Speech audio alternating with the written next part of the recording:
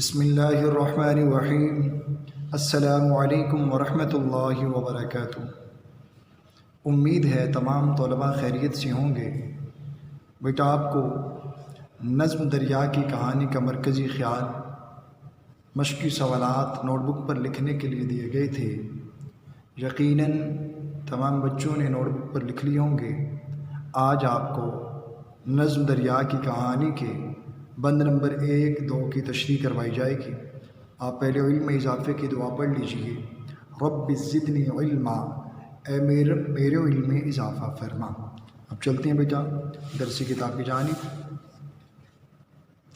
بند number 1، سناتا ہوں تمہیں اپنی کہانی، میں دریا ہوں میری طاقت ہے پانی، میری پہچان ہے میری روانی، نہ تھکنے دے مجھے میری جوانی، میں دریا ہوں میری طاقت ہے پانی۔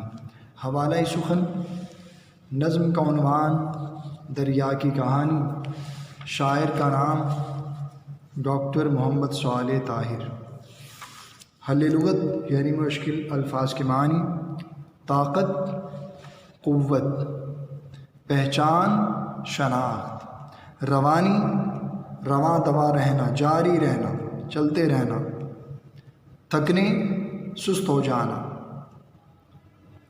تشریح طلب بند میں دریا اپنی کہانی سناتے ہوئے کہتا ہے کہ میں ایک دریا ہوں، میں ایک دریا ہوں، میری ساری قوت میرے پانی میں ہے۔ یعنی میری قوت کا اندازہ لگانا ہو تو آپ پانی کو دیکھیے گا، اس میں آپ کو میری قوت نظر آئے گی۔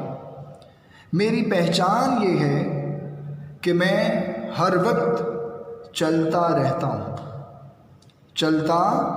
ہوں اور میری جوانی مجھے آرام نہیں کرنے دیتی، یعنی سستی کا مظاہرہ نہیں کرتی، بلکہ میں ہر دم سرگرم عمل رہتا ہوں۔ رکنا تو میں جانتا ہی نہیں ہوں۔ کیوں؟ میری طاقت میرے پانی میں پوشیدہ ہے، میری طاقت میرے پانی میں پوشیدہ ہے۔ یہی طاقت میری پہچان ہے۔ اسی طاقت کی بدولت جو میرے پانی میں ہے، میں ہر طرف پہچانا جاتا ہوں، لوگوں میں متعارف میں اپنے پانی کی وجہ سے ہوں۔ بیٹا یہ تھی بند نمبر 1 کی تشریح۔ اب اس سے متعلقہ شعر بھی آپ سن لیں۔ شکوہ کوئی دریا کی روانی سے نہیں ہے، شکوہ کوئی دریا کی روانی سے نہیں ہے، رشتہ ہی میری پیاس کا پانی سے نہیں ہے، رشتہ ہی میری پیاس کا پانی سے نہیں ہے۔ بیٹا اب چلتے ہیں بند نمبر 2 کی تشریح کی جانب۔ چٹانوں کو کیا ہے چاک میں نے، پہاڑوں کو کیا ہے خاک میں نے، کیا ہے راہ گزر کو پاک میں نے، بٹھائی ہے زمیں پر دھاک میں دریا ہوں میری طاقت ہے پانی۔ حوالہ سخن لکھنے کی ضرورت ہے کیونکہ آپ نے بند نمبر 1 میں لکھ لیا ہے۔ اب حل لغت: چاک چیرنا، خاک مٹی، راہ گزر راستہ، دھاک دھوم روب و دبدبا۔ تشریح طلب بند میں دریا اپنی بارے میں کہتا ہے کہ جب میں کسی چٹان کے قریب پہنچتا ہوں اور مجھے آگے گزرنے کا راستہ نہیں ملتا تو میں اس چٹان کو درمیان سے چیر کر اپنے گزرنے کا راستہ بنا لیتا ہوں، اور میں اس چٹان کو درمیان میں سے پھاڑ دیتا ہوں اور اپنے گزرنے کے لیے راستہ بنا لیتا ہوں۔ اسی طرح جب میں پہاڑوں کے قریب پہنچتا ہوں تو اپنی طاقت سے انہیں ریزہ ریزہ کر کے اپنے گزرنے کے لیے راہ صاف کر لیتا ہوں۔ میں جہاں سے گزرتا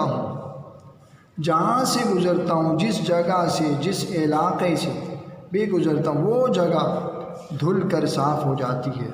کیوں؟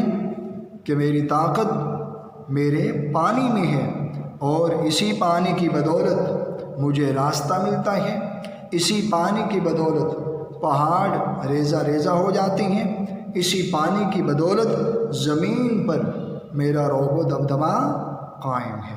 بیٹا اب اس سے متعلقہ شعر، سفر میں کوئی کسی کے لیے ٹھہرتا نہیں، سفر میں کوئی کسی کے لیے ٹھہرتا نہیں، نہ مڑ کے دیکھا کبھی ساحلوں کو دریا نے، نہ مڑ کے دیکھا کبھی ساحلوں کو دریا نے۔ ایک شعر، دوسرا شعر بھی آپ اگر دونوں لکھنا چاہیں دونوں لکھ سکتے ہیں، دونوں میں سے کوئی ایک لکھنا چاہیں بیٹا دونوں میں سے کوئی ایک بھی آپ لکھ سکتے ہیں۔ دوسرا شعر، آج پھر مجھ سے کہا دریا نے، آج پھر مجھ سے کہا دریا نے، کیا ارادہ ہے بہا لے جاؤں، کیا ارادہ ہے بہا لے جاؤں۔ بیٹا یہ تھی بند نمبر 1-2 کی، بند نمبر 1-2 کی تشریح۔ اب آپ ڈائری نوٹ کر لیں، 24 اگست بروز پیر بند نمبر 1-2 کی تشریح لکھیں، یاد کریں۔